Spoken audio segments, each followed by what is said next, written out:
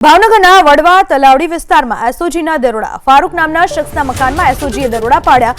ઘરમાંથી ગાંજાનો જથ્થો પોલીસને મળી આવ્યો। આરોપી ગાંજો ક્યાંથી લાવ્યો, કોને વેચવાનો હતો એની તપાસ કરવામાં આવી રહી છે। ભાવનગરના વડવા તલાવડી વિસ્તારમાં એસઓજી દરોડા પાડ્યા છે।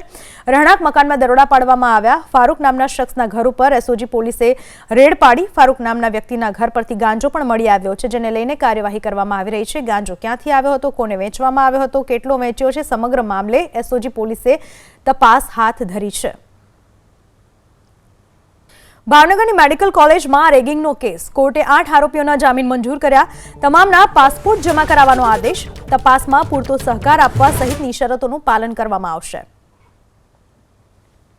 ભાવનગરની મેડિકલ કોલેજમાં રેગિંગ કેસમાં કોર્ટે 8 આરોપીઓના જામીન મંજૂર કર્યા છે, પરંતુ આ તમામના પાસપોર્ટ જમા કરાવવાનો આદેશ આપી દેવામાં આવ્યો છે કે જેથી કરીને તેઓ ભારત છોડીને બહાર ન જાય। ભાવનગરની મેડિકલ કોલેજમાં આખી રેગિંગની ઘટના બનવા પામી હતી, જેમણે સમગ્ર ગુજરાતમાં તરખાટ મચાવ્યો હતો। 8 આરોપીઓ જે છે તેના જામીન મંજૂર કરવામાં આવ્યા છે અને તપાસમાં પૂરતો સહકાર આપવાની શરતે તેમને જામીન આપવામાં આવ્યા છે। સાથે આ તમામના પાસપોર્ટ કબજે લેવામાં આવ્યા છે।